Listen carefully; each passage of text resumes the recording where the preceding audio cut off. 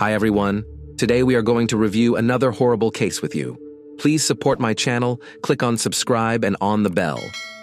Crimes driven by passion, jealousy, or hatred are often the most brutal, ruthless, and bloodthirsty.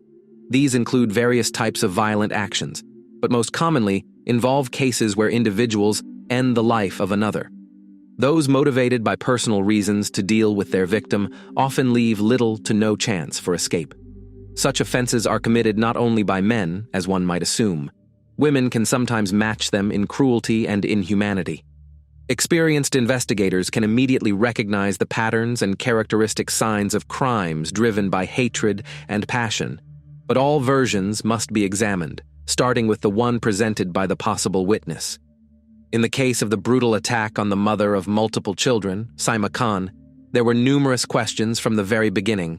Initially, it was considered that a strong man had ended her life, so severe and extensive were the injuries inflicted upon her. Since the victim was of Pakistani descent, many suspected that what happened to her was an honor crime, committed by relatives for bringing shame upon the family.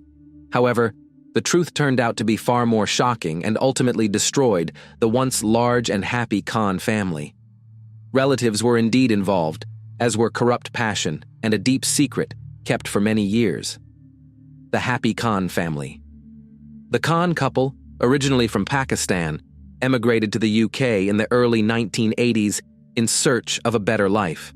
They settled in Luton, located in the southern part of the ceremonial county of Bedfordshire, about 50 miles from London.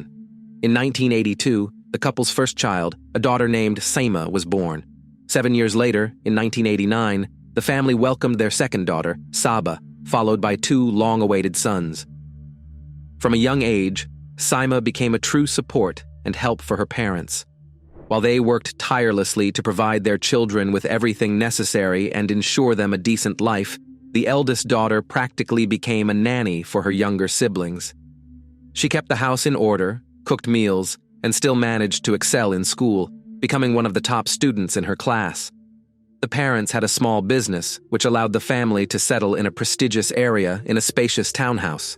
As raising children is a priority in a Muslim family, the couple raised their heirs, following Islamic traditions, while also striving to give them a good education. The daughters and sons took pride in their culture, honored their customs, but were open to learning new things and free to choose their professions. Sima and Sabah had been inseparable since childhood. They shared their deepest secrets, felt mutual support, and always knew they could rely on each other in everything. The sisters were fluent in both English and Dutch, as the family had lived in Amsterdam for several years. All the children excelled in school and were a great source of pride for their parents.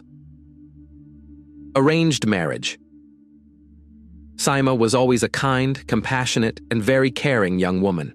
She sought to help others, which led her to enroll in a medical college after finishing high school. She successfully graduated in 2003 and worked as a nurse in one of the local hospitals for a while. Soon after, she decided to slightly change her career path and began working as a caregiver. This allowed Sima to set her own schedule and work hours, which was very convenient since she continued to look after her younger siblings. Saba admired her older sister and tried to follow her example in everything. Even as they grew older, the sisters remained inseparable and very close. It seemed that this would always be the case, as who could be closer than one's own sister? When Sima turned 22, her parents began to consider marrying off their eldest daughter. They reached out to relatives living in Pakistan to find a suitable husband for her. Although Sima was born and raised in Europe, where people held more liberal views, she respected her culture's traditions and did not resist, agreeing to tie her fate to a man she had never even met. It's worth noting that arranged marriages are still a common practice in Pakistan. Moreover, marriage to a citizen of a European country is sometimes the only reliable and quick way to obtain citizenship, leave, and dramatically change one's life. For this reason, marriages are often arranged between relatives or people with a significant age difference. The process of finding a groom took some time, but since Sima wasn't in a hurry to marry, she didn't push the matter. Eventually, the relatives chose a man named Hafiz Rehman for Sima. who was only 3 years older than her. He had no bad habits, and all the relatives described him as a calm, balanced, and sensible person. Hafiz had lived his entire life in Pakistan and had never left the country. His parents wanted a better life for their son and believed that somewhere in Europe, greater opportunities awaited him. Thus, they were very pleased when they were offered a bride from the UK and immediately gave their consent. Once the relatives settled all the details, preparations for the wedding began. The families organized a lavish celebration for their heirs, attended by over 200 guests. The marriage was formalized in Pakistan, following all religious and civil norms, and afterward, the young bride flew back to Luton to begin the process of securing a marriage visa for her husband so he could join her. The paperwork took some time, so Hafiz and Sima didn't actually start living together until 2008. By then, Sima was 26 years old and her husband was 29. The couple moved into a spacious, multi-level apartment owned by the Khan family, where the younger siblings also lived. There was enough room for everyone, and all the family members got along well. Hafiz obtained a driver's license and started working for the city's taxi service. Initially, he wanted his wife not to work, as is customary in Muslim countries, but to focus on household chores and raising children. However, Sima, who was used to earning her own money and being independent, flatly refused, as she greatly enjoyed her work. Her husband didn't insist and accepted her position. However, as their children were born, Sima had to significantly adjust her work schedule. In 2009, Sima gave birth to their first daughter. 3 years later, she had a son, followed by a second son 2 years later, and in 2015, their youngest daughter was born. Sima managed to brilliantly balance work and motherhood, though her younger sister Saba always helped her with the children, watching over them while everyone else was at work. Corrupt passion. Meanwhile, in what appeared to be the happy and prosperous Khan family, events were unfolding that no one suspected. The younger daughter had fallen in love with her older sister's husband as soon as he moved into their home. At the time, Sabah was only 18 years old, and Hafiz seemed to her the perfect man. He didn't exert any moral pressure on his wife, allowed her to work and make her own choices, was kind to all the household members, and never even raised his voice. At first, Sabah showed him only subtle signs of attention, longing glances, sighs, awkward touches, and shy smiles. The experienced man immediately recognized Sabah's hints, but at first, he didn't show it, merely observing her. He was flattered by the fact that this young woman, 10.5 years his junior, had tender feelings for him. This continued for about 2 years, but after the birth of their first child, when Sima was fully absorbed in caring for their daughter, Hafiz took advantage of Saba's naivety and innocence, seducing her. From that point on, their secret affair began, developing right under the noses of the entire family, though no one noticed it, or perhaps no one wanted to notice. Hafiz believed he loved both women equally, and at one point, he even considered formally taking a second wife. However, he soon learned that he couldn't marry the sisters, as this contradicted not only Islamic traditions, but also all norms of morality and ethics. Nevertheless, his relationship with Sabah did not end. The relationship between the married man and his wife's younger sister was corrupt, and thus, it couldn't be allowed to become known. The lovers tried to minimize their interactions in front of other family members, but they constantly exchanged messages in which they confessed their feelings and arranged times and places for their meetings. They typically arranged their intimate encounters in the back seat of the car Hafiz used for his taxi job, or they indulged in pleasures in the marital bedroom when no one was home. Hafiz would adjust his schedule to have time with his young lover while the rest of the family was at work, ensuring they wouldn't be caught. Unplanned pregnancy. As time passed, Sabah became more insistent, demanding more attention and growing increasingly jealous of her lover's relationship with her sister. At 23, when her parents decided it was time to find a husband for their younger daughter, she reacted very differently from Sima. Sabah rejected the idea outright, pleading with them to wait, explaining that she also wanted to pursue an education like her sister and asking them to delay the marriage for at least a couple of years. Though perplexed, her parents eventually gave in and postponed the search for a groom. In the fall of 2014, while Sima and Hafiz were expecting their fourth child, Sabah suddenly realized she was pregnant as well. She confided in her lover, but the man was overcome with terror and panicked. He knew that if the truth came out, it would end his marriage, bring disgrace to the entire family, and make his own life unbearable. The only solution was to terminate the unwanted pregnancy before anyone found out. Sabah understood this was the only viable option, but she was also aware of how dangerous and risky this step could be for her. She suggested they flee to another country where no one could find them, but the man refused outright, as he loved his wife and children and could never abandon them. Therefore, the young lover was forced to end her unborn child's life, which was a tremendous shock for her and likely took a serious toll on her mental health. Previously, Sabah hadn't considered the consequences of her affair with her sister's husband. She simply lived in her fantasies where she and Hafiz were happy together, with no Sima or her children in the picture. But after her parents started talking about marriage, she became scared. She realized that she had given her innocence to another man, which was already a disgrace for her and the entire family, even if no one knew who her lover was. Now, after the termination of the pregnancy, she was uncertain about how the procedure might affect her health in the future and whether she would be able to have children at all. These thoughts tormented and consumed Sabah from within, robbing her of peace and sleep, making her irritable and bitter. To make matters worse, Hafiz distanced himself from her after the termination. He feared that the situation could repeat itself, so he became very cautious and seemed to have decided to break off the relationship with his lover. By that time, he and Sima had welcomed their fourth child, and he spent all his time with his wife and children, as if trying to atone for his guilt. A mad plan. Sabah found herself almost unable to interact with her lover face to face, as he was either at work or with his family.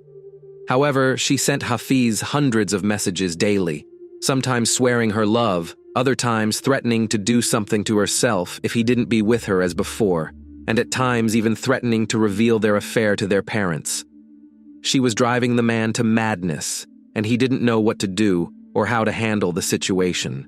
Since both Hafiz and Sima were working while still living in the family home, they had managed to save a substantial amount of money over the years, enough to buy their own place.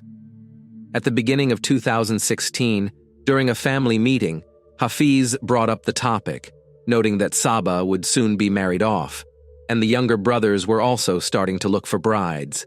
Once everyone had their own families, the house would become very crowded. Hafiz pointed out that it was time for him, his wife, and their growing 4 children to get their own home, while Sima's younger siblings could continue living with their parents for a while longer. The Khan spouses agreed with their son-in-law's opinion and supported him.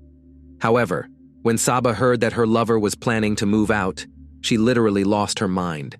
She felt like her world was falling apart, that her sister was stealing the man she loved, and something needed to be done immediately. Overcome with jealousy and rage, she envied her sister and believed that Sima didn't deserve such happiness. At some point, Sabah decided that the only solution was the death of her own sister, as that would be the only way for her and her husband to be together. She reasoned that if Sima were gone, the main problem would disappear with her, as Hafiz would never consider divorce. But as a widower, he could marry again, even his late wife's sister. Searching for a solution.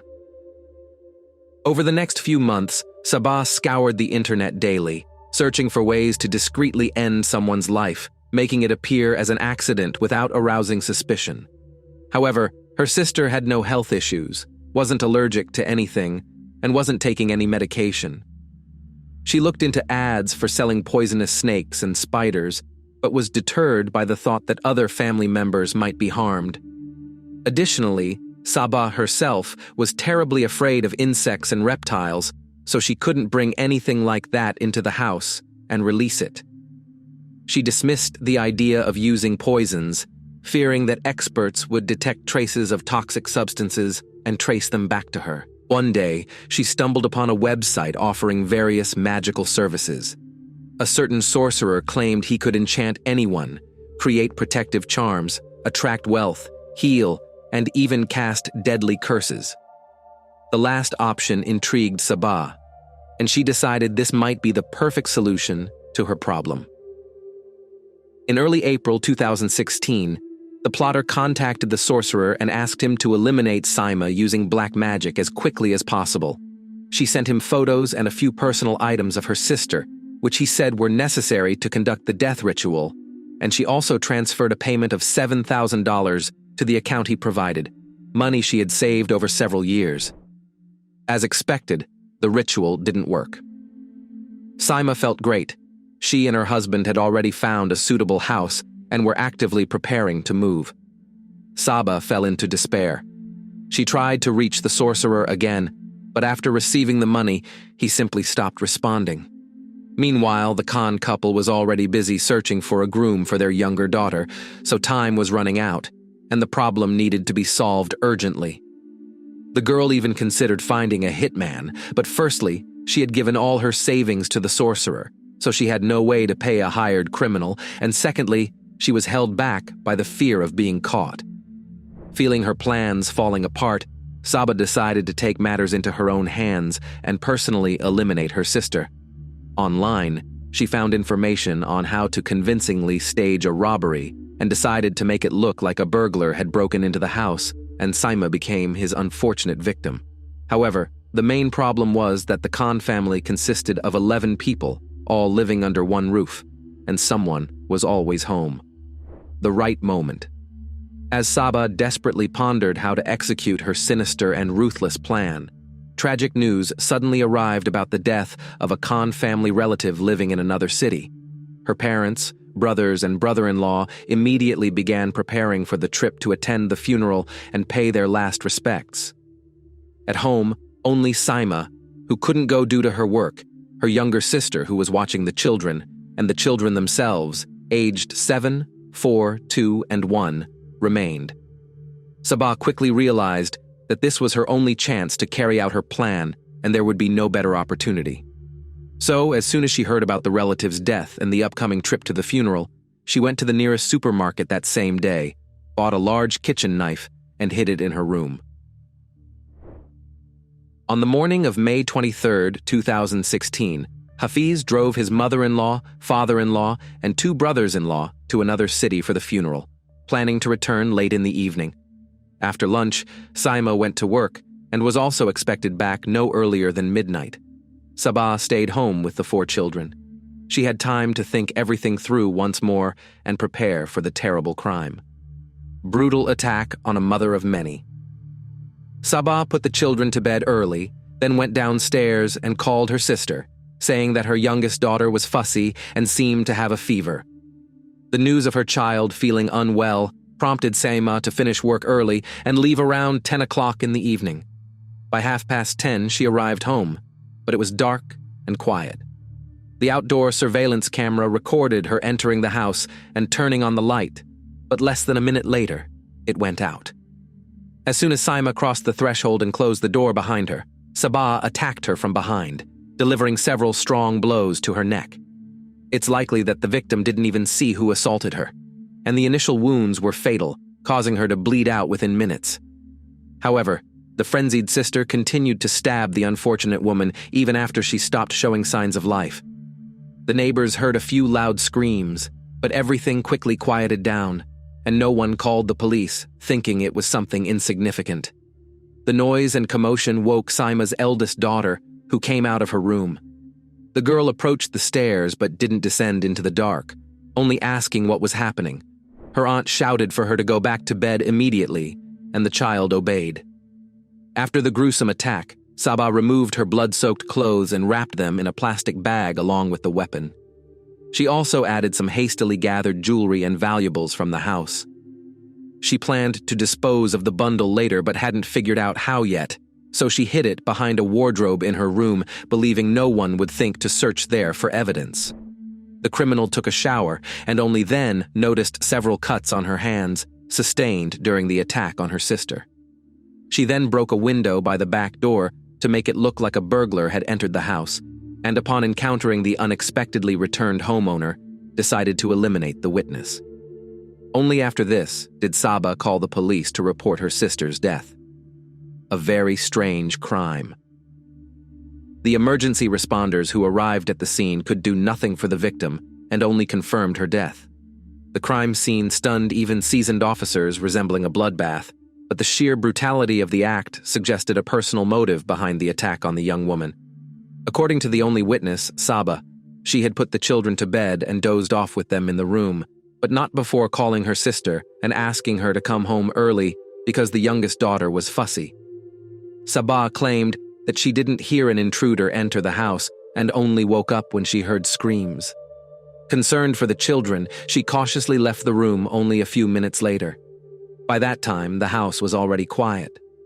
Descending the stairs, she stumbled upon her sister's mutilated body and immediately called her relatives and emergency services.